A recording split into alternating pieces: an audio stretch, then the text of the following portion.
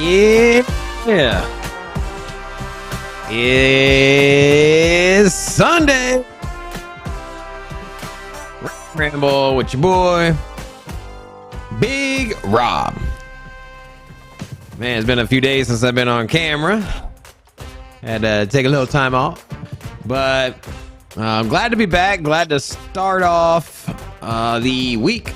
This is the start of my week. I'm planning Monday and all the other days that are follow, getting my game plan together to get this thing rolling.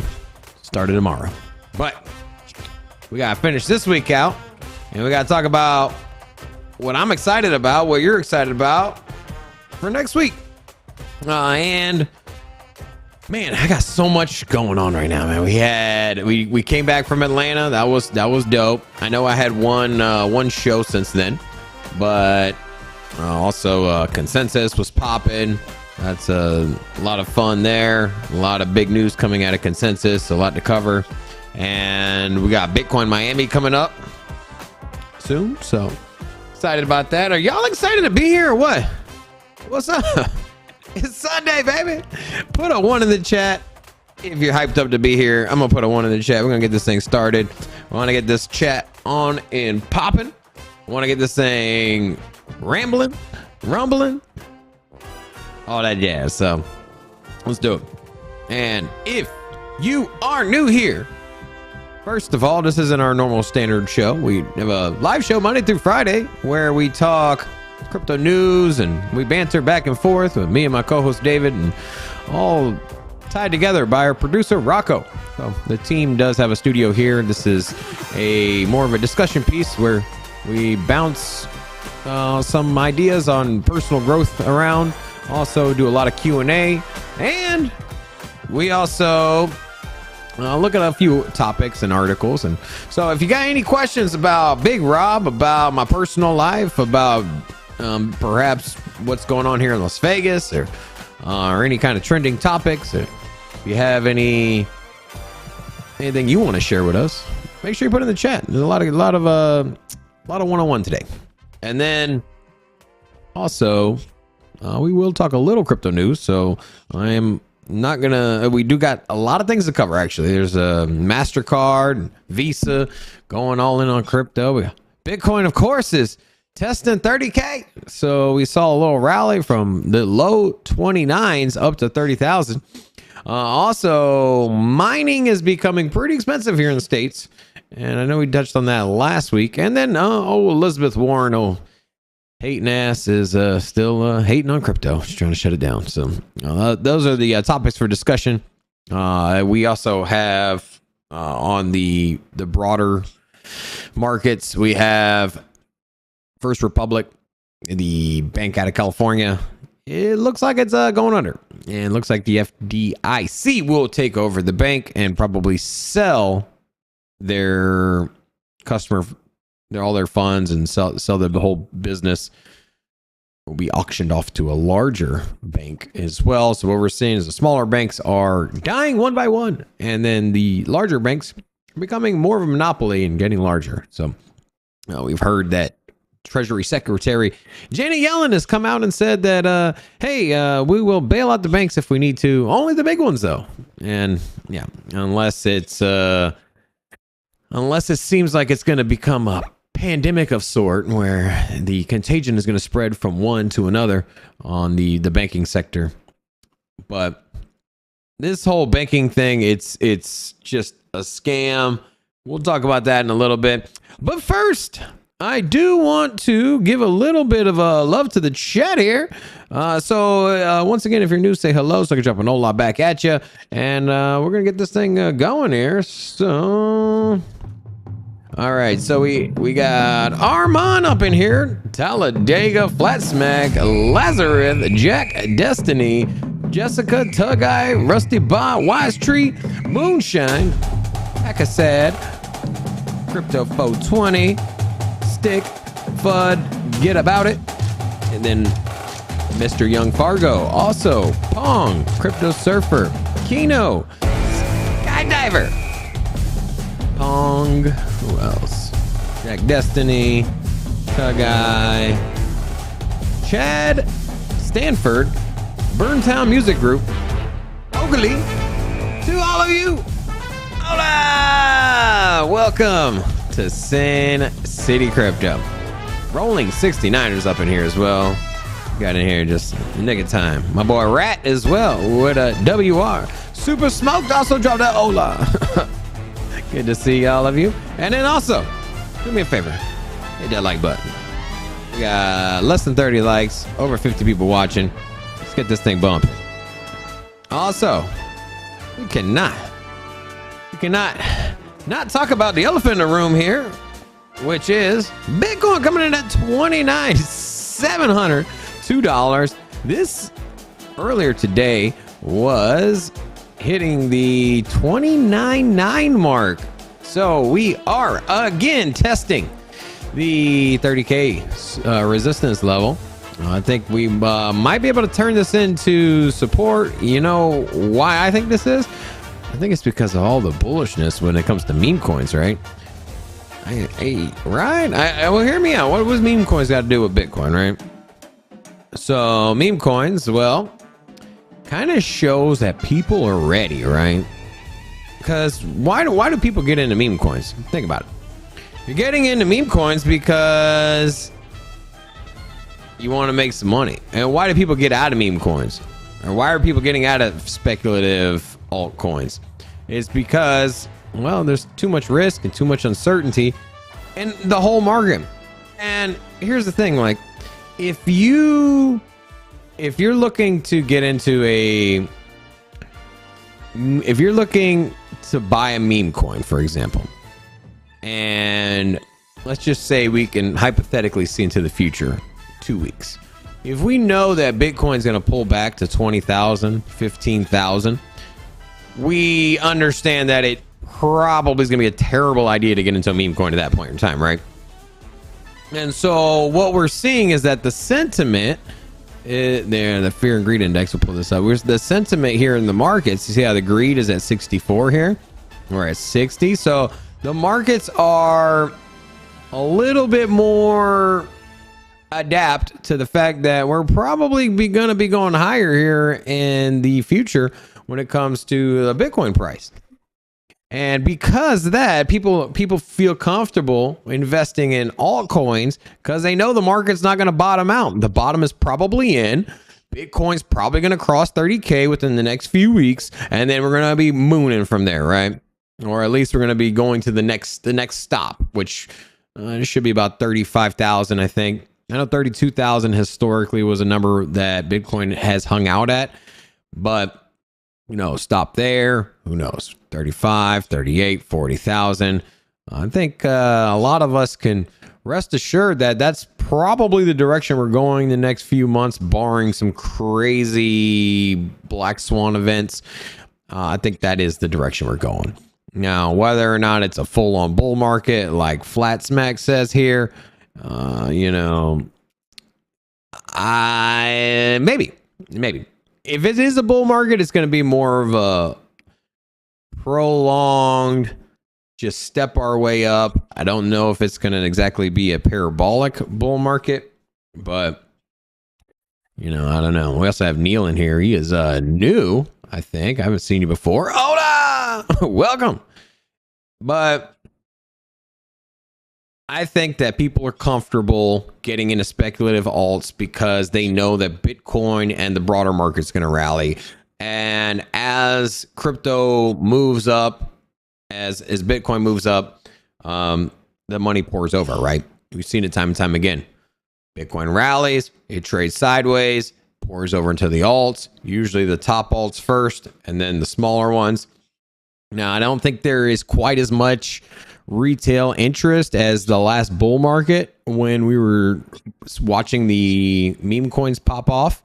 So for that reason, I think it's going to be a little bit more staggered. I think because remember the last bull market cycle when the meme coins are popping off, they were rallying like all in unison. Like you could throw your money in any alt in any meme coin and pretty much know you're going to get a 2 to 5x unless you bought the top, right? And that's not really the case right now. So right now we have a couple, the Pepe, a handful of others, a few that are moving, but it's not like every speculative meme coin is rallying. It's not. You can look. I think a lot of all you got to really do is look at Dogecoin, and you can really see. This is Dogecoin's almost like the Bitcoin of the alts, right? And so, we've seen this kind of moving with Bitcoin as far as the price. It did bottom out here. Or what is this? Bitcoin or Dogecoin was down to 5 cents, down to 6 cents. Now it's at 8. So it's up. It's not even outperforming Bitcoin. So just keep that in mind. But this is just an example. The Dogecoin and Shiba Inu are just an example of where we're at on the meme coin market. Because I feel like everyone's coming up to me and saying, hey, what's going on? The meme coins aren't popping off. Not all of them, just a handful. So just keep in mind, you have a few thousand or a few hundred different meme coins. The chance of nailing the one or two, pretty slim.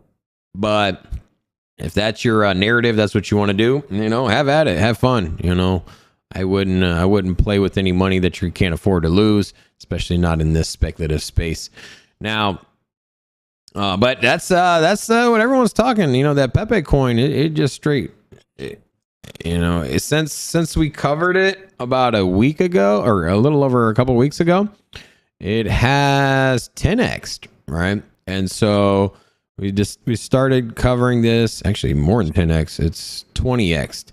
So when we were in Atlanta, we first got the kind of that craze feeling like, hey, Pepe, whatever it is, we covered one story where somebody turned $100 into, or $1,000 or something, $200 into millions. And since then, since we covered that article, it's 20x. I mean, so think about that. 1,000 would have got you 20 grand. And so, I don't know, man. I don't know when it's going to stop. I mean, here's the thing, man. We saw what happened with Shiba Inu, where everyone thought it was going to just die or whatever it is. I mean, keep in mind, these really don't have any utility. It is all speculative. So it requires more and more community to buy into it. So will more community pile into this? Perhaps. I mean, at this point, I don't think it's going to disappear, barring some kind of failure in the code. But a lot of times these meme coins are just a carbon copy of another chain rebranded. And so if they copied the right chain, I don't know enough about Pepe to know where it got its original code base from, but I'm assuming it's probably a copy of like the Ethereum, because it's an Ethereum contract in one form or another. Now, yeah. So I mean, if that's your guys' game, get in it. I mean, just be careful. And Diamond said he saw it coming. Also, he drops the Ola, and Robert Hernandez also drops the Ola. Maddie C drops that one in here, also enjoying it. And then, if you guys are vibing with today's story, if you're vibing with altcoins and you think this market's gonna pop off, you think we heading up to that 40K Bitcoin, all of a sudden altcoins are gonna start the meme coins are gonna start rallying as well. Let's drop an Ola in the chat. If you guys I want to see if I can get how many Olas we can get up in here. And I'm gonna play a little bit of music too, get this thing going. All right. And on Sundays, in case you didn't know, we do like to play a little bit of music. This is my thing, by the way. I know somebody commented last week and they said, hey, you don't need the music. You're right, I don't need the music. I just enjoy this little music on Sundays. And so if y'all want to hang out with me, play little jams. Oh, look at all these Olas up in here. That's dope. And we got Pelagic and Kevin Baker here as well. And so to all of you, hola! All right, so I want to get into some of the big articles today. And so MasterCard. So there's been a lot of buzz with MasterCard and also Visa getting into their next stage or the next leg of crypto adoption or integration. Now, MasterCard has seemed to be a little bit more progressive when it comes to crypto. A lot of the partners with exchanges where you have an exchange-based card has historically or majority of those have come from MasterCard, and where they don't show any signs of slowing down. They're teaming up with Aptos, Polygon, Avalanche, Solana to strengthen the Web3 foothold. What does all four of these have in common? Well, what is it? They're all kind of big venture capital projects. You know, Polygon, not as much, or Avalanche, maybe not as much as Aptos and Solana, but obviously Aptos and Solana, a lot of corporate money tied into those, a lot of venture capital money tied into those. But Polygon has a lot of partnerships when it comes to institutions, so not surprised to see it there. And also Avalanche has a strong focus when it comes to corporate and institution adoption. And you know, there are a lot of rumblings at Avalanche because, you know, they're pretty, you know, layer one smart contract. They've got a pretty big NFT presence, and they are looking to lead the market when it comes into stable coins. There's a lot of other players in that space, but out of the institution-based invested projects, this one is probably my favorite. Now, what do we got here? So in a blog post on April 28th, MasterCard highlighted the need for trusted, compliant, and verifiable transactions to take place on blockchain networks. To the extent that Microsoft Crypto Credentials is designed to help ensure that players interested in interacting in Web3 meet certain defined standards. Now, in addition to defining the verification standards and levels, MasterCard Credentials will also provide and enabling technology to target more use cases. So what are these use cases, you might ask? Well, here it is. You got the verification of NFTs, ticketing, enterprise, and other payment solutions. Now, they are partnered with Aptos Labs, Ava Labs, Polygon Labs, Solana Foundation. That's all of the foundations and companies that basically oversee these blockchains or influence and have development, or they usually do the proposals for upgrades and things of that nature. So it launched a program. So Web3 did launch a program to help traditional financial institutions offer cryptocurrency to its clients. This is what I was alluding to in the beginning. You have MasterCard teaming up with other exchanges, other Web3, other traditional companies to get their foot in the door when it comes into crypto. And they, as one example, the payments firm teamed up with Binance to roll out a crypto prepaid cards in Brazil.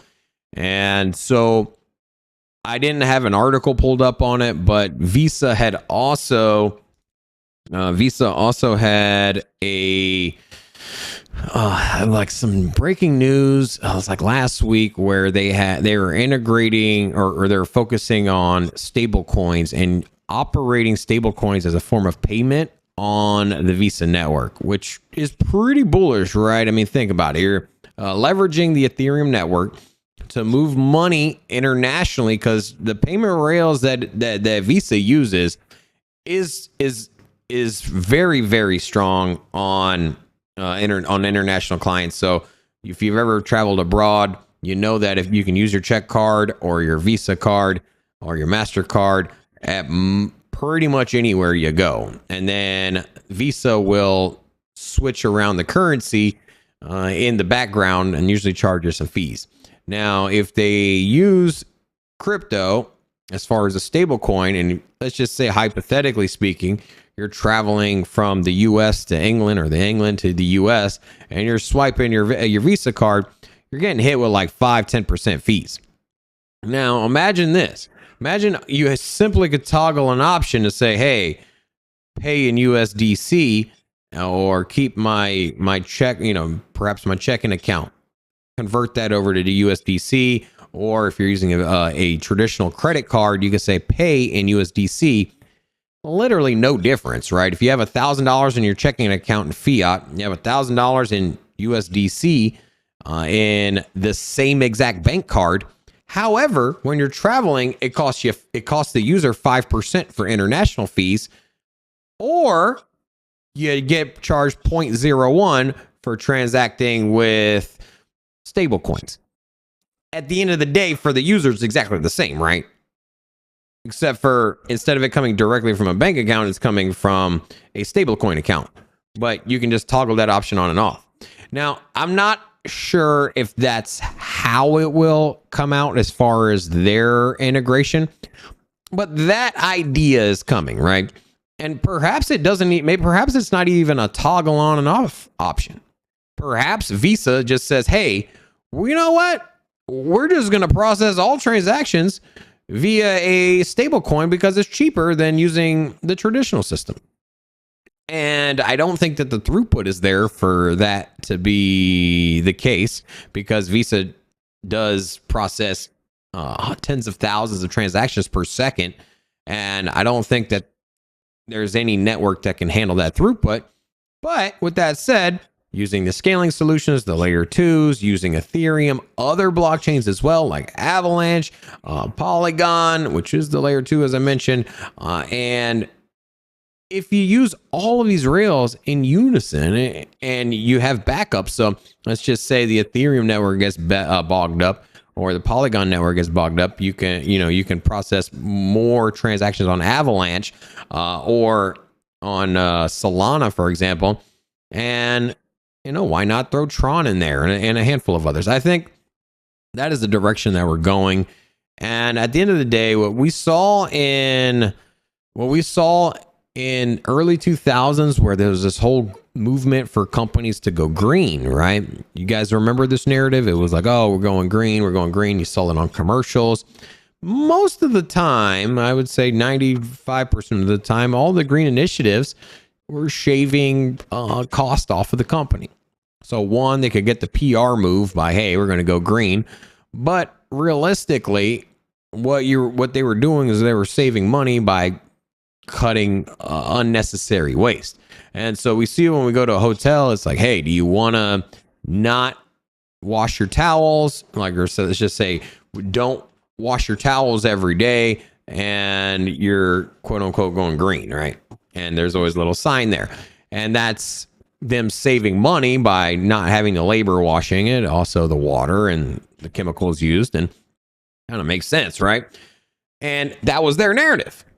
Or if you're incentivized by tax breaks to go with solar panels, and you're going to save $1, then you're going to go that way. Same thing is going to happen in crypto when it comes to financial institutions and payment options. And if your company is paying 5 or 10 or 20%, more money at the end of the month or year by using TradFi or using crypto, if there's no difference, then why wouldn't you switch over, right? And you might be thinking, like, what does this got to do with us? Well, think about it. All those networks I said, Ethereum, Solana, Polygon, Avalanche, the more and more these chains get used, the more utility they offer, the more that companies are going to want to build on those, because, well, there's users there. Also, the miners are going to make more money. They're going to be incentivized to mine there. So you're going to have a congregation of miners or stake pool operators operating in those chains, earning more rewards, earning more money because they're processing more transactions, turning more of a profit. And you know what happens when miners turn a profit? They sell their tokens, or they use them, or they hodl them. So it's good for everyone. That's the direction we're going. And just a reminder, here's the thing, like, There's been so much FUD in our space in the last 3 months. It's mind-boggling, right? And this is nothing new. So every single bear market, the last bear market was the same thing. Crypto's dead. Regulation is shutting it down. China shut it down. It's always the same thing.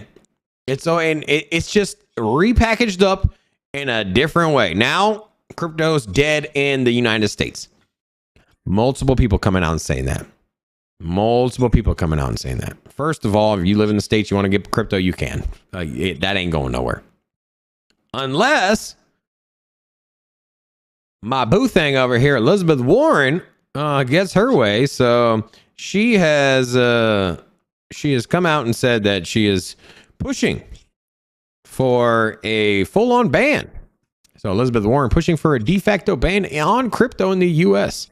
And I don't have everything highlighted here. It's pretty straightforward. They're trying to ban crypto assets. This lady will not give up, man. And nobody is like, she's having issues finding co-sponsors for it.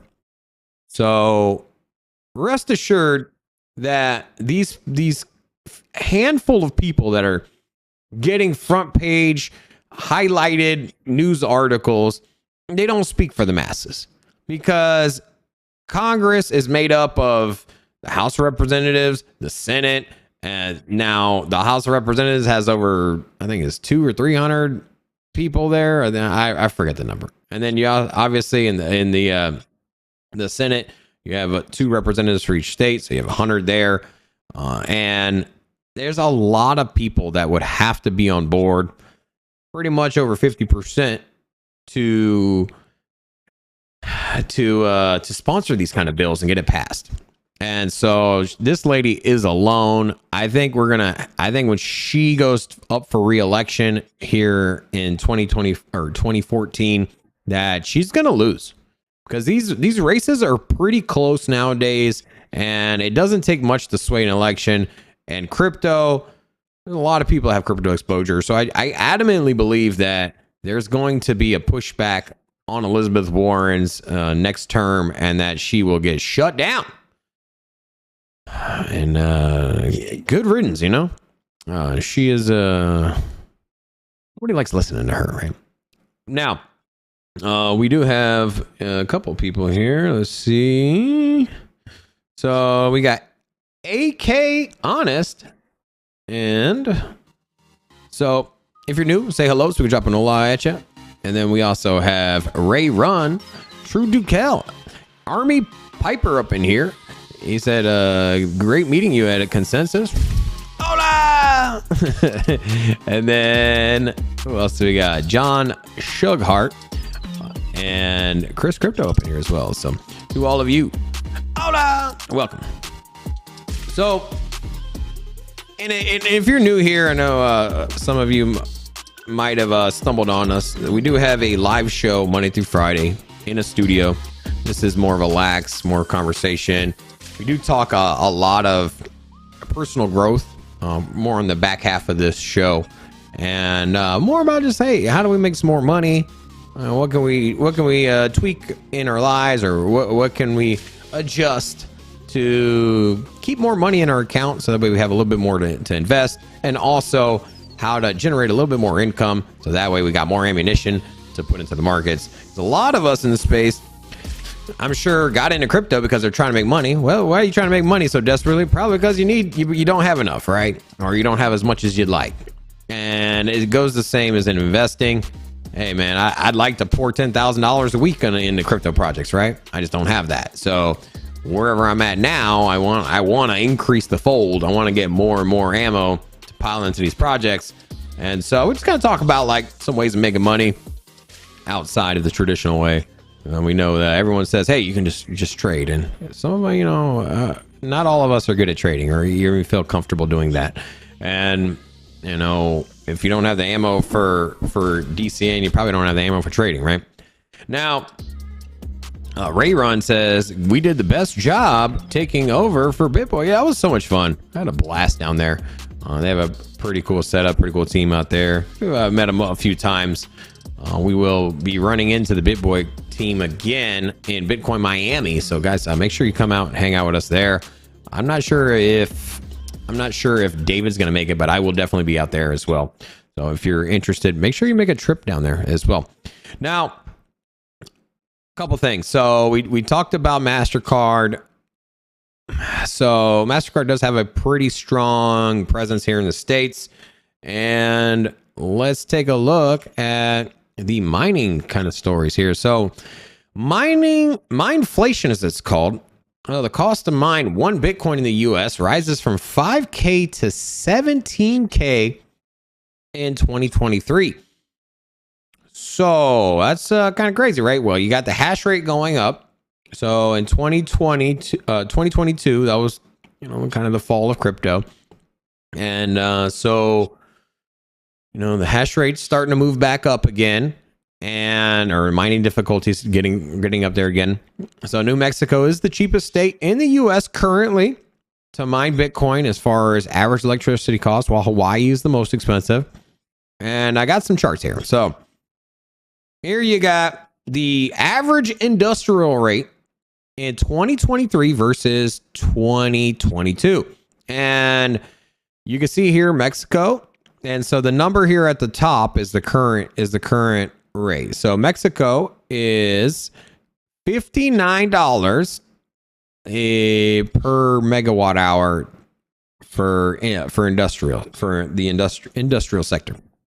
And the interesting thing about this chart is that you can see that pretty much across the board, I'd say 85 to 90% of the states have a pretty significant increase in the price of energy, right? And so if you're a company, which if we're trying to, if we talk about inflation, which we won't get into too much here on the, so the companies, Texas is an example, $57 last year. Now it's $69 per megawatt hour.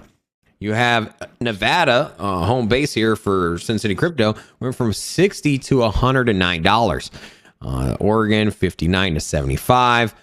Florida went up from $80 to $100. So as you can see, inflation is affecting everything. It's not just, what's at the grocery store, but it's kind of everything in our lives. And this is kind of where it starts, right? So this is an article, or this discussion is in regards to Bitcoin mining, but in a broader thought experiment here, all of the goods that we're purchasing are produced, or all the U.S. goods, and even goods that are not produced in the U.S. that have to travel through the transit system here in the States after it comes into the port, is relying on energy costs. And if the energy costs are going up by 5, 10, 15%, annually from 2022 to now, I don't expect inflation to come down anytime soon, because this is the lifeblood of the states. Now, to circle back on the Bitcoin narrative. Now, Texas is known to be the most crypto friendly, where a lot of the miners are setting up. And if you compare New Mexico to Texas as an example, and New Mexico is at $59 per megawatt hour, Texas 69. There's a big difference here, though. Why is all the miners not moving to New Mexico? Well, New Mexico has state tax. Texas does not. So, there are a handful of states: Nevada, Texas, Florida, no state tax. But out of those three, obviously Texas is ideal. Not to mention, Texas is a pretty large state. A lot of cheap land that you can pick up there. As opposed to places like Washington, Oregon, and California. We know that the land is pretty expensive. So you can set up a mining operation for pretty cheap as far as the lease agreement, or the plot of land to buy. And then on top of that, Texas does have a pretty large surplus of energy due to their wind farming. And with that, they can take that surplus of energy, buy it at a discount, and then if the grid demands it, they can scale back on the energy usage if there's, like, say, a winter storm in Texas. Now, also, I wanted to pull up another one. So this is the power cost to produce one Bitcoin with the average industrial rate. So taking that same rate that we were talking about, and you take the hash rate and how much it costs to make a Bitcoin. And so right now in Texas, it costs basically 20 grand to make a Bitcoin. And when Bitcoin was at, just say, a flat 20,000, we saw that miners were having difficulty staying profitable, right? And now that Bitcoin's at 30,000, you're seeing that the miners out here are able to hodl more of their Bitcoin because say, hey, because they do have operating costs, they can sell 1 or 2 Bitcoin or 5% or 10% of their Bitcoin, 20%.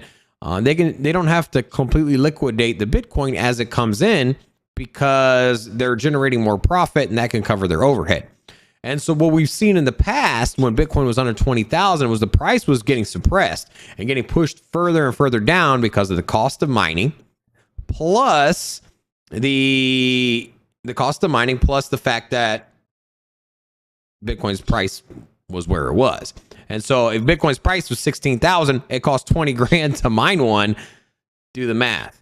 You're selling everything that you mine just simply to stay afloat because you're operating at a negative. And so there's that. Now, Maddie C said, you called Elizabeth Warren yo boo thing. Well, you know, that's my chiquita, you know. So now, and also if you guys have any questions or any thoughts here, make sure you drop those there. So just to keep in mind, so 2 narratives here. One, everything's going up in price. Inflation's going up in price, or inflation's increasing due to energy costs. That's 1. 2, price of Bitcoin moving up.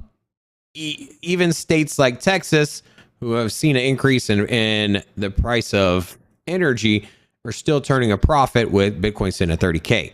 So this is good for the whole space. However, we are seeing where prices are increasing in the States. They are not increasing in other countries like Russia, where they have a surplus of energy. And we're seeing that miners are moving to Russia because, well, hey, there's more profit there. But, you know, there are regulatory uncertainties. Also, would you want to move to Russia at this point and set up a business? You never. There's probably a lot of things that you're going to be hesitant about. 1, sanctions. Hey, Russia has flip-flopped several times when it comes to their stand on crypto and Bitcoin, and especially mining.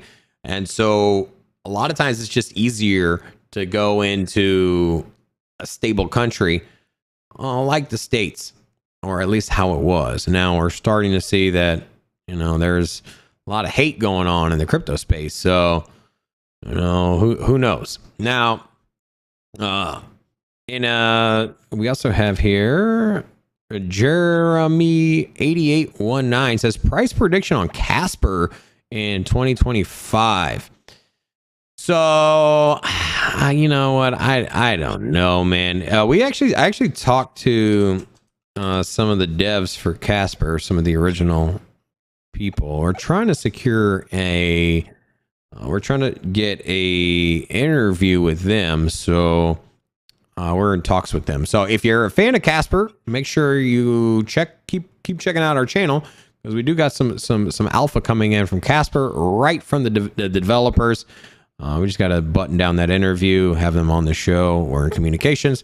But with that said, we do taking a look at this project here. All time, they had a crazy ICO. They came out really hot. And this is one of the I think it was top 2 biggest ICOs in history as far as money generated. And 133, it's at 5 cents. This is, I think, more or less the market makers getting the price of Casper incorrect. That would be my guess there. Not even my guess. The market makers assumed the price was going to trade somewhere. It didn't. And I think this is probably more likely, this 25 cents. Now, let's take away the ICO. And let's just see where it bottomed and where it's at now. And so this is where it kind of bounced off of the ICO. And so 6 cents got as high as 21 cents. So I would say bearish scenario 2025, I would say 21 cents would be the very conservative. That's if they had some hack problems, something happened, something went wrong, they had some downtime. Now, with that said, I think that they have a lot of potential. Where they're at on the market cap size is pretty low. So number 71 here, a little over $500 million. I could see them getting up into this top 30 range here. And this 30 range at the moment is 2 billion. That's the conservative number, which would be a 4x, which would put it at the 20 cents that we mentioned. But this whole market's going to move. There's going to be more money in the whole system. So I think if it were to get in the top 30 in 2025, when the market cap for all of crypto is up, I would say $5 billion market cap, which would put it at probably 50 cents, 10x from where it is now. I think that's more realistic. And if it gets kind of the same movement that, say, Filecoin got last bull market, or Phantom, if it gets into, close to the top 10, then at that point you're looking at a 30-40x. But I would stick more conservative. I think 10x is probably more realistic for Casper. And I would just kind of plan for 10x. If you get more, cool. Even on the more bearish side, you'll probably get a 4x out of it. So, and what else? He said, thank you for that answer. Yeah, of course. And then Antonio says, what up, Rob? And we got Pump up in here as well. And let's get some more music up in here. So now, if you guys have any other questions, make sure you put them in the chat. One other kind of talking point. So we're gonna move away from crypto. We're gonna talk about the First Republic Bank. So First Republic crisis is not isolated incident, says the JP Morgan executive. And so this is just more of a thought piece from them. And, that's someone's opinion. I don't know. I think everyone's getting a microphone thrown in front of their face. Anyone that's anyone in the tech and the financial sector, whether it's traditional finance or crypto, everyone wants a viewpoint or a take. What is going to happen with the banking collapse? I don't think anybody really knows. I think it's probably more likely that we see some more bank liquidations because a lot of this money is tied up to one another, and we're seeing with the age of the internet that bank runs happen like this. If the consumers want their money back, it's quick now. We see how fast money moves through Zelle, how fast you can withdraw on an app. And so all it takes is a few viral tweets. It doesn't even need to be true. Here's the thing, like, imagine if Elon Musk tweeted, and it's just a hypothetical here, but just imagine if Elon Musk tweeted, guys, Wells Fargo's in trouble, protect yourself, get out while you can. That's the equivalent of someone screaming fire in a movie theater.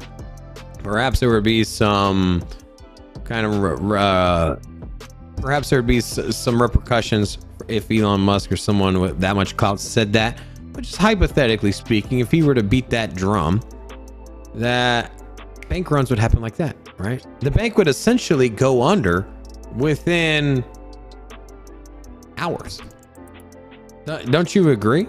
And it's crazy because, well, first of all, we all agree, and if you didn't know, there's not enough reserve assets, so the banks don't even keep 50%.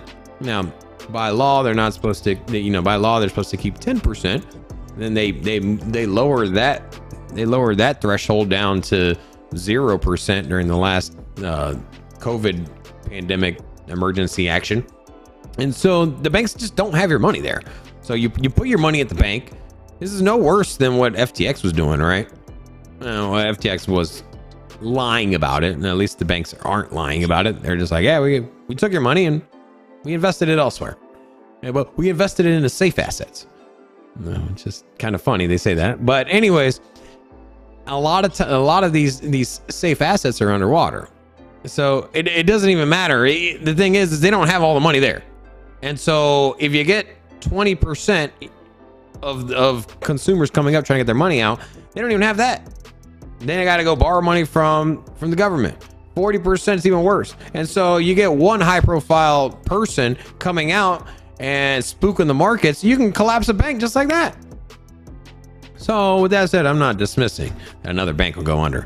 If anything, I think it's a little bit more likely than unlikely that we see a little bit of this contagion spreading over to the banking sector. So and I'll leave it at that. And then Brian says he's was watching Oak Island. What is that? I don't know what Oak Island is. Anyways, if you know what Oak Island is, let me know. Am I missing out? And then also you have Mesh Tokenomics says, how do you feel about cornucopias? I don't even know what that is. Take a look. If it's like super speculative, I probably won't go too much into it. I think I feel like I've heard about it. Let's see. Cornucopias. This is a small little project. $28 million market cap. Yeah, I wouldn't even mess with it. Unless it gets on my radar, unless it starts getting on my radar, I probably am. It's just a little too speculative for me with some of these tokens. If you don't even have, $200 million, I think is kind of the absolute minimum that you need to have to be taken somewhat seriously, right? Because when you're at 20 million, it's probably not really legit, or at least it hasn't proven itself yet. Now, and then Man 13 says the Curse of Oak Island is on Discovery, I believe. Oh, it is a TV show.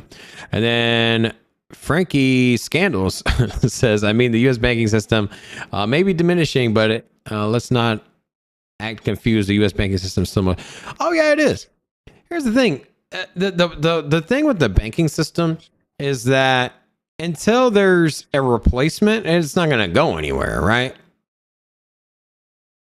Like we're like even crypto at this moment can't handle and isn't set up to scale to handle as many transactions that happen globally. Remember, Visa's tens of thousands, but Visa's only a fraction of the piece of the pie. The banking, central banks, governments, also international trade, the SWIFT system, MasterCard, American Express. The list goes on. There's so much value that's moving around the globe. There's no system that can handle it, and the U.S. monetary system has scaled to service this as best as possible over the last 60 years, and so there is no replacement for it. And there's a lot of talks of China being the next world reserve currency, and I mean, you're just replacing one bank with another, and which is controlled by a government. So any argument that you make about the U.S. and the flaws of their banking system, if you were to go to another country, would be the same thing. But rest assured that we are moving away from the traditional banking system, and so that's why we're all here. Because the Bitcoin white paper was a peer-to-peer decentralized network. We can move value from one to the other, and well. That's what it does best. And that's what we're seeing all these other new blockchains coming out doing the same thing. And with that said, it's coming.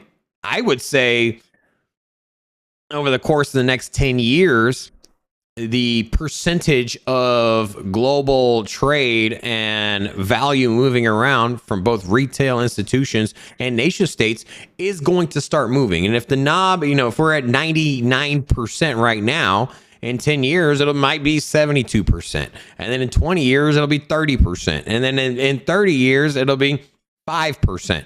And I think that is what's coming. And we know at 1% of global trade or global value moving around in crypto, or even less than that, who knows? Just imagine if you're in the money that we're seeing now, and the gains we're seeing now, and the price of Bitcoin we're seeing now, and the price of Ethereum we're seeing now. Imagine when countries and nation states and people are just moving money around through crypto instead of in traditional banking systems. How much more all of these tokens are going to be worth. it's a no-brainer for me, and that's why I'm doing this channel, because it's like I have a computer in 1998 and I'm like, guys, this thing is amazing. Like, and then there's all these people like, well, you're never gonna get rid of the newspaper. Like, you're never gonna get rid of the the magazine. We're still gonna have to go to rent a movie. We're gonna have to still go down there. Yeah, sure, it might go from VHS to DVD or some kind of disc, but yeah, I mean, it's always gonna, like, if you had the foresight to see what this industry was going to shape up to be in the internet age in 1998, then we're in the same spot right now. We're building, nothing is actually working. In 1998, nobody had websites. There was a handful of them. You could go check some stuff out. You could do it Microsoft Excel. There's a handful of things you could do, right? But it was all of the promise. And so in those early days, it was all the promise. It was all like, this is what you're going to get with the internet. Watch out. And people were just like, no, it's not coming. It's never coming. No, absolutely not. And the people that pushed back and said no, Blockbuster, all those newspapers, all of those magazines, all of the media that was traditional media. I mean, think about the companies that made CDs. I think about all of the entertainment, the information, all the news agencies that are down, everything. All of the mail, anything that was a traditional postal service. I mean, the banking systems is flipped on its head now. That's where we're at.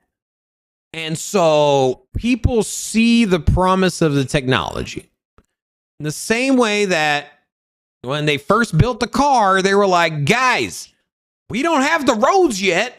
But this motor thing, it might not be as efficient as a horse right now, because you're like, well, my car breaks down because there's no roads and then there's bumps and they get a flat tire. Like, a horse is just so much simpler, right? This is how we move around the nation.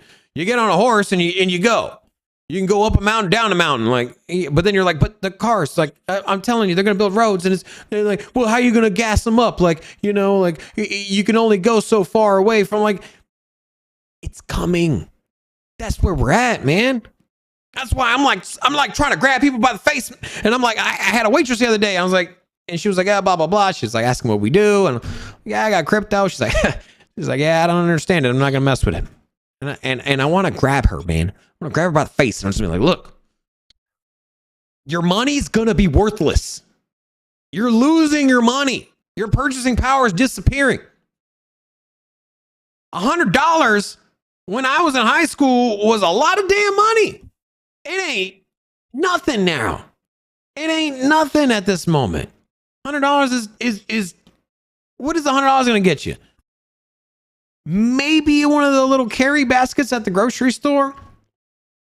One video game. $100 don't get you much nowadays. Pair of jeans. If you're talking about tax, you can't get jeans and a t-shirt. You're just going to get the jeans. You can buy maybe 2 t-shirts. So your money is disappearing in front of your face. Now, so we're going to move this conversation over here into a little thought. And also, if you guys have anything to say, drop that in the chat. Also, Sandeep says, good afternoon, and hola. Also, Luke, hola. And we got Kevin Cortez, David Doyle. David Doyle. Only reason I said David Doyle is my homie. One of my good friends, his name is David Doyle. And then Brian said, did you tip her in crypto? No, I did not. No. Crypto needs Red Bull up in here as well. Tox. Also, Woo. Rick Wilson, game running on UE5. I'm not sure what you're talking about. The token, I'm assuming. And then Hovan Harrison. Now, a couple of things. So, what we've talked about here before, quick synopsis, is that you want to invest in crypto, you're going to need the ammunition, right? It's pretty simple. Everybody out here in the space says, just hodl, DCA, and then if you need more ammo, you need more money to DCA, buy the alts and then layer them into Bitcoin. Buy the leverage trade and then pour your profits into Bitcoin, right? How many of us here have not had success with that? I'll tell you, I haven't. Maybe I'm not a good trader. Maybe I just lost too much money in alts. I don't know. But let me tell you what is tried and true here. Is at one point, your boy made not that much money. And so I wanted to buy Bitcoin in 2017, but you know what? I made 40 grand, 50 grand a year. And I didn't have enough money to invest in crypto. Maybe $100, maybe $50. But then whatever money I put into it, something would happen because I didn't make enough money. I had to pull it out. I had to sell. Sometimes I had a loss. And well, my investment strategy was just blown up, right? But it's pretty simple. Make more money. Or if you make a decent amount of money, spend less money. Just do both. It's a pendulum. That's it. And so make more money, spend less money, have more capital to invest in crypto. This is a no-brainer. I don't understand why all of these crypto enthusiasts, YouTubers, all this, I don't know why they just leave this out. They just simply say DCA. And I'm not saying that it's a terrible strategy. It's not a bad strategy. And you know what? If you're working at McDonald's or whatever, you're making 40 grand a year and you're buying $20 worth of Bitcoin a week, or $100 a month, or $300 a month, whatever it is, whatever you're DCAing, you probably, I mean, yeah, sure. 20 years from now, 30 years from now, you'll probably be sitting in a healthy Bitcoin position and you'll probably be able to retire on it. Bitcoin gets to $1 million. Like, yeah, it'll work, but it's not the optimal strategy, right? Would you rather DCA $100 a month into Bitcoin and retire when you're 65? Or would you rather 2x your income, and instead of putting in 100, you're putting in 2 racks. You're putting in 2,000 into Bitcoin every month. And then instead of retiring when you're 65, you're retiring when you're 42 or 38. I'm 39 right now, so, but you get where I'm getting at here. You see what I'm saying? And so the thing is that most of our income is covered by our job, or excuse me, most of our expenses are covered by our job, right? And so we usually budget the car, the house, and the expenditures. Those are usually budgeted by by your employment. And so if you got a job, you make 60 grand, you got your apartment, it's probably costs like $750, $850, $900, whatever it is. And then you got your car payment, or you paid your car off, whatever it is. Anyways, you're budgeted there. You usually live paycheck to paycheck. You have a little bit extra cash if something were to go wrong. That's generally how most of the public is.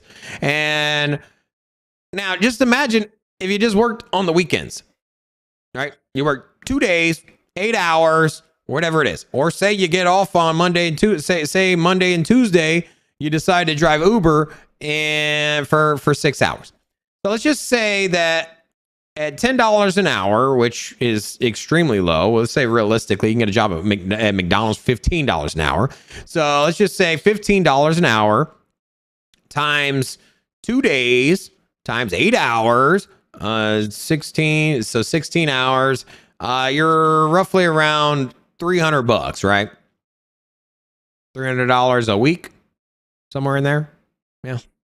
15 times 10 is 150. Yeah, let's just round it up. We'll round it up. We'll say $300 a week, okay? So $300 a week, we're working 2 shifts at McDonald's, and believe me, and here's the thing. If I needed to make up some income, I ain't nothing wrong working at McDonald's. I don't care. I'll work wherever, man. Now, you pay me $15, $20, $30 an hour for some mundane crap, something I don't like, whatever. I'm gonna have the last laugh. I'll do some job I don't care. Believe me, I'm be the one laughing last. Now, I worked at Pollo Loco when the last housing market crash happened. I'm like, yeah, I needed money. I went and worked at Pollo Loco. I don't care. I went and worked fast food. I had the headset just like this. I'm over here talking in the drive-thru. I'm like, ooh, you want leg and thigh, or you want flour or corn tortillas? That's you gotta do what you gotta do. And so to make some extra income, why not do what you got to do there as well? Right?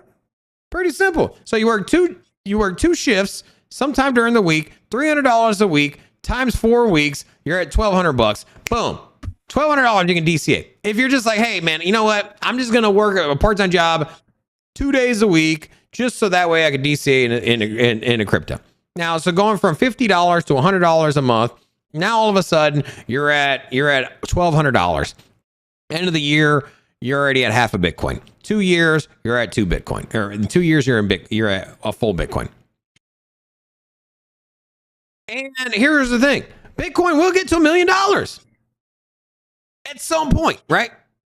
Whether it's in the next 5 years or 10 years or 15 years, Bitcoin will be $1 million.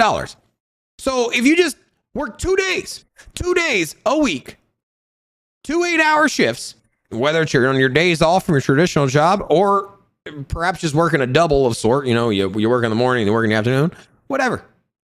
You can make the capital to DCA. Pretty damn simple, man. And then on top of that, I mean, right now is a pretty juicy time to get after it, right? Because you got the Bitcoin halving coming up. We're actually less than 1 year away from the Bitcoin halving. And yeah, so real quick, just going to check in with the chat here. And Rick Wilson says, I'm curious, what's your current top 3 bags? You don't have to say anything, obviously, but I just want to know my top 3. I am at Bitcoin, Ethereum, and then Cardano are my 3 biggest holdings. So yeah, I don't mess around with the alts as much as some other people do. I do have a lot of alt positions, but more so than not, I've just kind of just stuck with those. And you know what? The Cardano did me pretty damn good last bull market. Paid for our studio. I bought Cardano. Started buying it was like 10 cents. I bought it up to like 20 cents, 30, 40 cents. Just buying a bunch of Cardano. Next thing you know, I had a few $100,000 and I sold it at over $2 and took those profits, built a studio with it. So it's gonna do that again, right?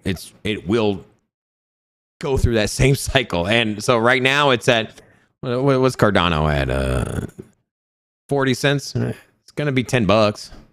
And so you buy it now 40 cents, you sell it when it gets over $10. Like, oh. And so a lot of people are just, they want money so fast. Like, they're not willing to wait a year or 2 years. And they want that money in a week or 2 weeks or a month or 2 months. And it's just like, dude, just have a little patience.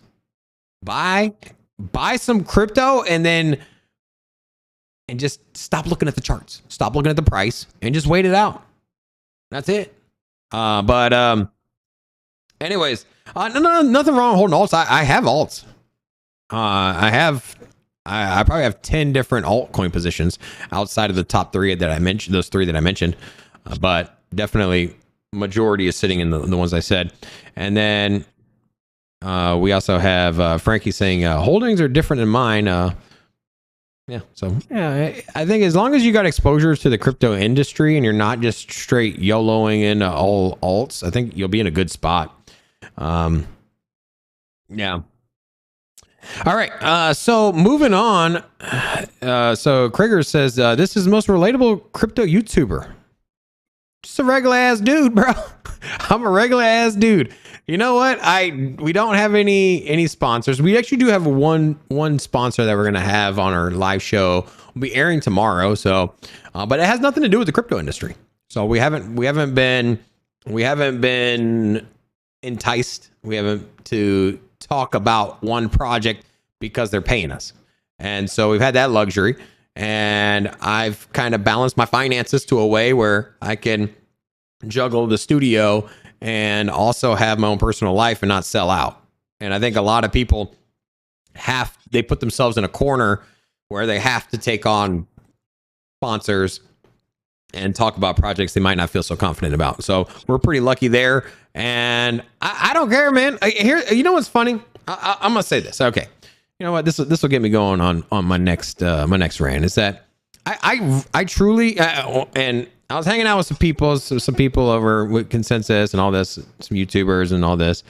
And a lot of the conversation and the narrative were around this, like, well, like, what are you gonna do to make money? Like, you know, how are you gonna, you know, well, if you just put money here, and then, you know, you take, instead of putting $1,000 in your studio every week, you bought this, and then you 3x that, and then you have more money to put in the studio. And I'm just like, look, man, every time I've done this crap throughout my life, it hasn't worked out very well, right? Every time I try to say, all right, I'm gonna take this money and then I'm gonna multiply it by doing this, and then I have more money, it hasn't really worked out for me, man. And I'm not saying that it's a bad strategy, just for myself personally, just hasn't really played out very well, you know. And I've tried gambling, and that was, you know, obviously, you know, that's not an ideal way of going about it, but, you know, you take 10 grand, you're like, oh, you know, if I can, you know, get, you know, put some bets here or whatever, you know, make a little more profit. Essentially, gambling is the same thing as gambling. But if you just take your base income and you start putting into something you're passionate about, and you start just DCing into that, right? Like, same kind of premise behind Bitcoin, but you do it in something in your own personal life that you're passionate about and that you do well. If you hammer at it with first of all, just nonstop, relentless, like, go get it attitude. And now, whether it's a job or a business or just a badass hobby that you're just passionate about, like, if you just pile in at it and just bust ass and don't fuck around, and then on top of that, all this income that you have, all this monetary value, you just pour it on there, man. You know, pour it on with education, and, like, if you don't know enough, go learn a little bit more. If you need the tools, go buy the tools. If you need to upgrade your tools, upgrade your fucking tools. Do them one by one, and eventually it will pay off. And so my own personal story is that instead of taking money from someone else, instead of trying to gamble by investing in speculative alts and then moving that over into the business, just saying, hey, why don't I just take the money that I make, be more responsible with my income, and then just finance it, finance my dream, man. And if you want to start a car repair, well, hey, man, buy a garage from somebody, or lease a garage. Just find something in your budget. Start there, make some money, roll over the profits. Go buy a garage after you save a little bit of money, like your own spot, instead of leasing it. And then from there, go from the one in the ghetto, and then go to one that's a little bit, you know, nicer area of the neighborhood. Then instead of having one garage, expand to two. It's a very simple process, man. And so in my studio, hey, we started in a loft, I buy a camera. Okay, I can't afford to buy a whole freaking studio right off the rip. But as I become more savvy, as I become more responsible with my money, and I have more dispensable income, I start piling those into things that are gonna kick me back money in later. And so my business right now is exactly that. And I'm just financing what I'm passionate about. And then my boy Matty C up in here, dropping a $19.99 super chat. Oh, my dude. Big shout out to you, man. Thank you so much for that. So this leads me to my next narrative. So finding something you're passionate about, right? And a lot of times I like to zoom out, and I like to look at my life as though someone's writing a book, or someone's filming a movie, or someone's doing a documentary, and I'm the main character. Now, if you've heard any motivational stuff or certain people talk about it, I've heard this before, but it's still a great thought experiment, is to think, like, if I'm the main character in this movie, and just like most movies, it starts pretty mundane, right? The superhero comes out, he's the regular guy, takes Spider-Man, just a regular ass dude, you know, doesn't get the ladies, kind of a nerd, you know, not really thrilled with his life. And I think a lot of us can probably relate to that, right? And so myself personally, I wasn't thrilled with where I was. And so I'm like, I want to change it. And the best stories out here come from someone coming out of the ashes, someone being down, someone having a boring life, and then just going after somebody, man. It's the long shot. It's that Rocky story, that average Joe, you know, the guy that we're living in the city, working the stupid 9-to-5 job. Think of the Matrix. You got Neo, Keanu Reeves working the freaking desk job. It's like that's how they start. That's how the story starts. This is how your story starts. Like, if you're not happy with what you're doing, if you're not happy with what your day-to-day life looks like, or if you're telling yourself you're happy, but you're just looking forward to the weekends, you're looking forward to that vacation, you know, and you're like, oh, you come back from vacation, like, man, I don't feel like being back at work. That's your soul telling you that you're not happy. It's time to just find something you're passionate about. The crazy thing is the things that you're passionate about, somebody will pay you to do it. Somebody will pay you to do it. If you're passionate about basketball, but you don't have the athletic skills, well, hey, you know what? It's a very big industry with billions of dollars, plenty of places in there you can go. And so simply sit there and say, well, I like basketball, but I'm just too old. I never played, I never played college, so there's no way. Like, you're missing the point. You don't have to be the star athlete. There's plenty of jobs in that industry that you could be, be happy with. And that's where I'm at. I'm like, what am I passionate about? Well, I'm passionate about crypto and money and finances, and I've been burned in the past. And so for me, it's like, it's a no-brainer. I'm really good at like setting up streams and cameras and all this other stuff. And so for me, it was a really crazy winding path. I kept trying different stuff. I was a chef, and then I was a manager of a restaurant. And then I was like, okay, neither one of these positions are ideal for me to live a happy life. Not to say that it's a bad job, but it just wasn't for me. I tried to be in the wine and tried to stream video games. Like, I kept pivoting, right? Thing was, I never stood in place, and I knew that I wasn't happy with where I was at that moment. So with that said, I just kept trying new things, and then finally something stuck, and I was like, wow. And the things that you're good at,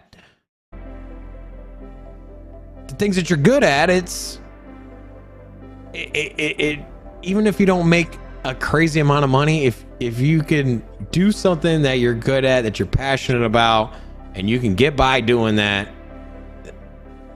that's what life's about, right? Let me ask you a question. Everyone kind of makes it out that money is what you need to strive for, right? Money is what we're here for, right? Kind of that's what people believe, right? You got to make more money. It's like the job is the job has to pay a lot of money, right? Like, that's always it. How much does it pay? Someone says, "Hey, I got a new job." What's one of the first questions they ask? They don't ask, like, is it a profession you want to do? Is it something you're excited about? No, is it how much you making? It's always a question. Now, here's a question here.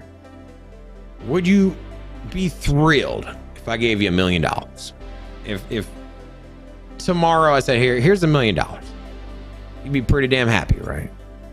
Now, I would pretty much check off all your goals, right? You'd go buy your car, whatever, you know what I mean? Like, you would be thrilled and be living a happy life, right? Goals are achieved, essentially, right? If you were looking for money, right? But here's the thing. What if I said, I'll give you $1 million, but you can only live for 24 hours? Would you take the money? Question, I'm asking chat. Would you take $1 million to live for 24 hours? I'm just kidding. I wouldn't, right? And that just shows you that life and enjoying your life and your company is ultimately what's more important. And so if $1 million isn't worth 24 hours, $1 million isn't worth a week, right? The same answer would probably be if I said, hey, I give you $1 million, you're going to live for a week. You'd probably say no. And so it just goes to show you, like, when you think about it, that money is not the answer. It's to live a happy, fulfilled life. And so our working age, the time that we're working, which is from 16 to 65 or 70, like, that's all we're doing. We're working.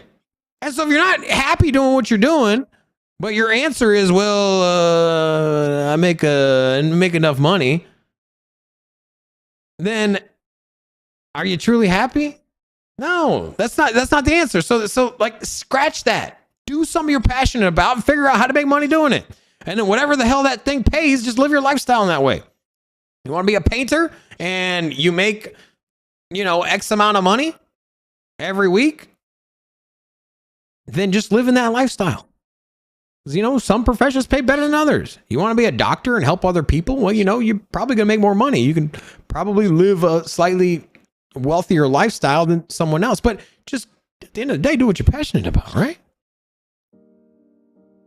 It's so once again, I just try to live my life as though I'm the main character of a movie or documentary.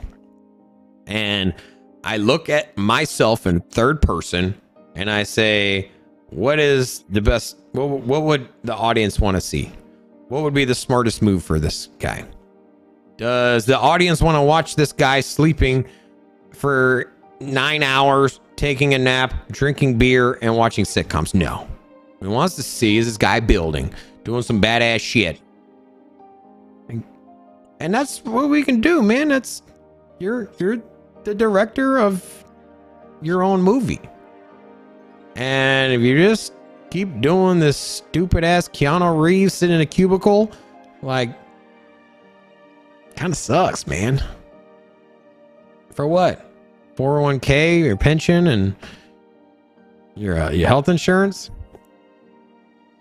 Like, why don't you lead by example and be like, wow, instead of leaving 401k for your kids and your insurance for your kids, why don't you go through some struggles, take some risk, and then have your fam and your friends look at you and be like, damn, this guy, man, he tried to do some crazy, like, he did this, he failed, Thomas Edison invented 10,000, or he tried to invent the light bulb like 10,000 times, right? 10,000 different ways of inventing the light bulb. Never worked. It kept, a lot of it, if you ever did it, is the glass needs to be under pressure. They need to have a certain kind of string inside of there that doesn't break or cook. And so he just over and over again, just failed experiment after failed experiment after failed experiment. He eventually figured it out. And that's it, man. You just keep at it and doing something and try new shit. Eventually you figure it out. That's it, bro.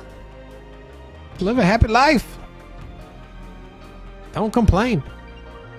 All right. I want to kind of get back on the chat. Do you guys have any questions? So this one's more of a personal Q&A here. So if you got anything you want to know about, I'm going to go work on my garden. What are you guys doing today? What is the big plan for Sunday for the viewer here? If you're going to work, that's cool. Just say you're going to work, or maybe your next day off. Like, what are you planning on doing? I'm just curious. I'm gonna work on my backyard. I'm gonna hang out with my bird Larry, which my best friend, man. That's my boy. Even though he tried to bite me yesterday. And then I'll kind of go through some questions here. And so Hasib says, let's see here. He says, we need a Dogecoin bull market. Now, I think Dogecoin is probably ready to pop off. I do believe that. I think that is, I think the other meme coins popping off is kind of like the tremors of a volcano, right? Or the little shakes before the big earthquake. Because I think Dogecoin and SHIB, I think they're due for a big rally. They just haven't moved. We saw a little pump with Dogecoin earlier. So Tree City says he's minting Zen token, and so that's his plan for Sunday. And then he's got to pull fiber and complain less, and then pull my fib. I'm not sure what that means. Fibonacci, the fiber optics. I'm not sure. Bank holiday, so nothing on DJ Flexa, and then Ivan's doing some deep house cleaning, working on a computer. We got my son is going to be taught on how to tune up a F-150. Oh, that's cool. I had an F-150 in the past, older one. It was a 2000. 2001 F-150. I sold that one. Getting my life ready for this week. All right, Crypto Brat, that's what's up. Yeah. As most of you might know, Sundays for me is kind of a reflection on the week, and also kind of evaluate what I'm going to do in the following week. Paul's going to work. Cans, 10 cents each. He's going to pick those up. You know, are people still recycling cans? Is that a thing? And then he's watching you, Alaska Homestead Rescue. Oh, that's cool. Honda's trading, trimming my bonsai. That is dope. I want a bonsai tree. And then, Tree said he started a YouTube channel. Might go live later. You should, man. Just keep in mind that like a lot of other business ventures, with YouTube, I can relate to it. Obviously, you just you got to go after, and you don't see results, and so. And this kind of relates to most businesses and any hobbies or things that you're doing. You put in time day in and day after, and you just keep grinding, and you don't see the results. I like to relate it to like working out. You go to the gym. Let's just say you haven't been to the gym in 3 years. You start going there. You do bench pressing or whatever it is. You start lifting weights. You don't see any results the next day, the same night, next week, right? It takes months and sometimes years, depending on where you're at in your own personal health, to see some results. And so in my personal endeavors, the same thing has happened when I was a chef. I, felt like I was not really learning. And same thing when I started in YouTube. We streamed for 3-4 months without any viewers. And that's where you're going to have your success, is by conviction and persistence.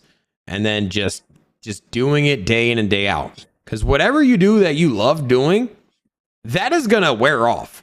And if you want to be successful at it, you got to just do it when you don't feel like it. So let's just say you start getting a good routine at the gym. We've all been through this, right? You start working out, you got a good routine. Then what happens?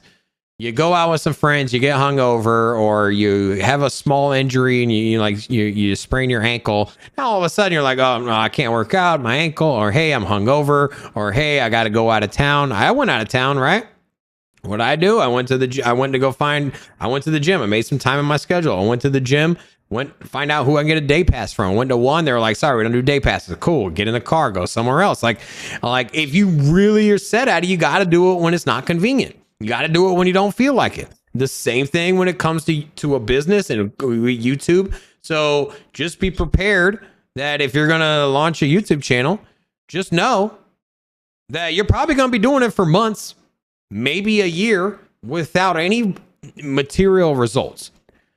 But if you have the conviction and you have the foresight to look inward and say, what can I do to improve? What did I do here that I could do better?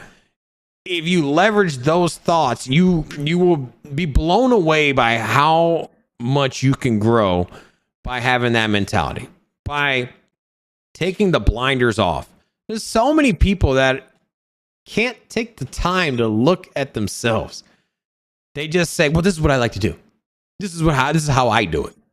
Well, step the hell away. Ask somebody else in the profession. Be like, hey man, can you do me a favor? Can you look at what I'm doing? And you can do this with any profession, any skill set, any hobby. If you're painting pictures and they aren't selling, well, hey, why don't you ask some professionals or some other people that are respected, say, hey, can you look at what I'm doing here? Look at my business model. Can you see if there's any areas for improvement? Now, with that said, I don't really care what some people say, because some people always have an opinion, right? And so be cautious of whose opinion you listen to, because, well, some people think they know more than you do, and some people are just haters and they try to steer you away. So you got to really be mindful on who you're taking your input from. And everyone has input, but a lot of people's input is misjudged or misguided. And so going through my time in different restaurants, I was always told, man, like, you don't want to leave here. You don't want to do that. That's a stupid idea. You'll be back. Like, that's not what you should do. You'd be dumb to leave there. You'd be stupid to go to there. And I think a lot of these people are just scared, right? Just insecure about themselves. And when we see it when someone decides to quit drinking or stop doing drugs, they leave that little circle of friends that are all doing the same thing, and they all beat that drum, right? They're sitting there in a little circle drinking their 40s, or drinking their wine, or drinking that liquor, sitting at the bar, and they're like, what happened to Rob? Like, oh, he's too good, he can't come hang out with us no more. Like, he got that new job, and now all of a sudden he's too good to come hang out with us, man. This dude fake, man. That's an example of society trying to bring you down, trying to pull you back. So you got to pick and choose who to listen to, because when you cross that guy at the grocery store, he's like, where you been at, man? He's like, it's Alan's birthday next week, make sure you come by, man, we're gonna be all at the bar. Like, that's them. They're trying to make it sound like, oh, hey, it's homie's birthday, but that's them trying to pull you back, bro. Or like, you leave a job and you finally kicked rocks and you're doing something else, and then you run into somebody, and let's just say you're 2 months in, you're not making money, or the game plan you thought, or how much money you thought you were gonna make isn't working out, or the job kind of sucks. The guy when you applied, he said that you're gonna have this many hours, whatever it is, and didn't really play out that way, right? And then you're like, fuck. And then you run into that friend, and he's all like, oh man, hey, we got a new boss at the old job, man. Everything's good, man. We all got raises, we're getting bonuses and stuff. And you're just sitting there, and that's them trying to pull you back, bro. Like, just stick with it. Stick with it. And if it don't be, at the same time, don't give up right away. Like, set your mind, pick a goal, get after it, grind air. It's gonna suck for a while, and then zoom out, evaluate, and then pivot. That's it. Just don't clock in 40, don't clock in day in, day out for 20 years doing the same damn job. Please, for the love of God, don't do that. Even if you're a school teacher, like, well, you get different classes. So I'm just saying, but like, do what you're passionate about. But even if you're a school teacher, just don't teach. You don't want to teach the same kids over and over again, like the exact same kid, right? You'd want new kids. You want, go to different school, maybe try a different subject, test your resolve, maybe get credentials somewhere else. Like, expand your knowledge, And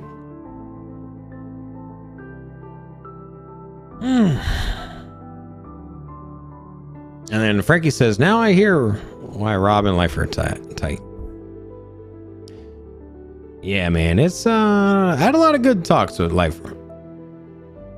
I'll say this, Lifer is about making money, man. He's a trader and he wants to capitalize, and I had a lot of discussions with him, and I was like, man, I try to get, the thing is, I've had to taste some money. I've had some damn good jobs, and I realized that money ain't it for me, bro. And so I make way less money doing this YouTube thing. Spend way too much money putting it together, but it's what I'm passionate about. I enjoy it, and I'll put every dollar and every penny I get right back into this business. This is what makes me happy. Now, I don't care, man. Now, Lifer, he's passionate about trading and showing his people how to make money, and he's good at it, and he's damn good at it, and that's what brings him passion. So, it's two relatable subjects, because he tells me, he's like, yo, you need to make more money, and I agree, money will make my job easier and it can get me to scale faster. So yeah, 100%, I need to make more money. And my message to Lifer is that stop focusing on the money and focus on the product. And I think that's why a lot of times you gotta get other people's perspective, especially people you trust and you know that, like, that they have a good heart, right? And they're not pretenders. Because there's a lot of pretenders out there, man. There's people that act like they're your friends, but they're just using you, right? That buddy that will only hit you up when he has to like move, or when he needs a ride or his car breaks down. The people that only hit you up when they need something, that's not your friends, right? Or when they want company and misery. So when they sit at the bar for 10 hours and they blow you up, hey, why don't you come hang out with me?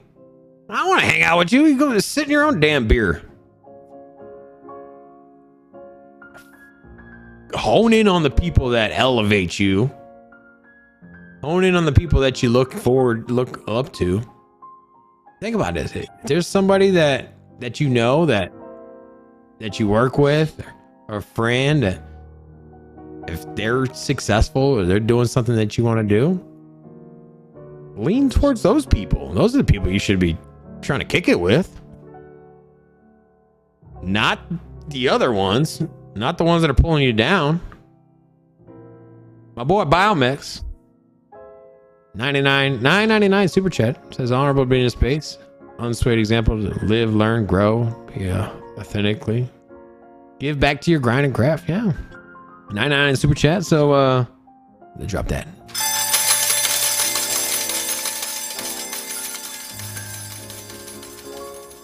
So man. And Ray Run, another super chat. There we go. I don't have the sound effect this time down. I do got the money. Got that piano music working now. I think piano music just doesn't get as much love as it should. Right? I feel like piano tells a story without words, right?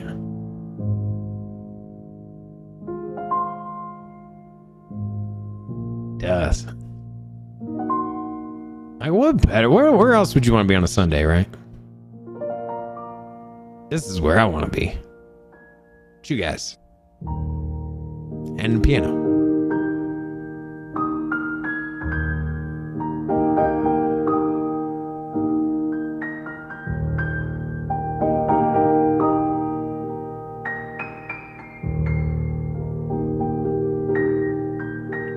Nolan says, by the time you retire, $1 is going to be so worthless, you might as well throw it in the trash.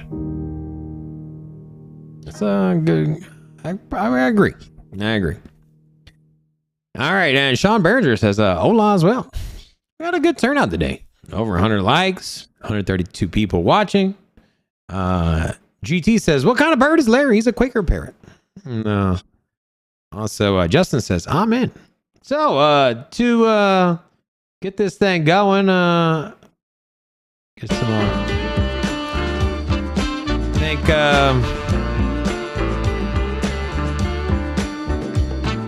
Kurdo Brat says, I'm a cry. All that energy flowing through here is unmatched.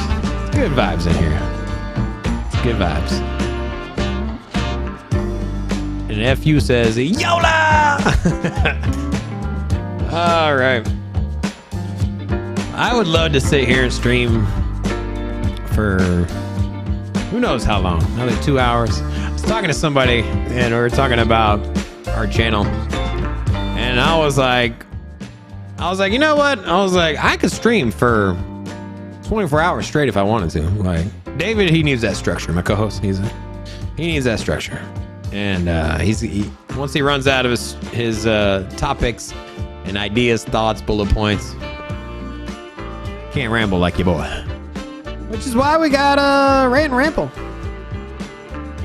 Sean Holmes says he lives in Vegas. He'd love to come by and chat crypto and pick your brain, get a point of view on things. Yeah, of course. Well, we got a studio a couple blocks off the strip, and you're welcome to come by and visit as long as you're not weird. Gotta throw a disclaimer out there because we invited some people and sus-ass people show up. But yeah, you're welcome to come hang out. Ivan says he appreciates, he loves the Sunday talks. Yeah, I love talking to you guys. Love the turnout. It's great times. And yeah, that's I think that's gonna be it. I'm gonna go to the gym. Thanks again for the super chats, guys. That was great. Thanks for listening. And he said, hard to listen to that disco. I feel unhappy. That's right.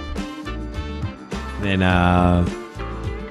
yeah, so Sean, if you want to come by, just DM us on Twitter. It's Sin City Crypto 1 is our handle.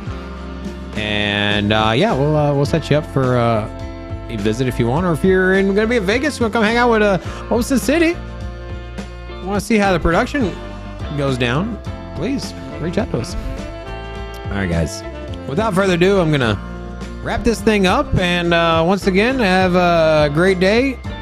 It was awesome hanging out with you guys. Go get my bird Larry.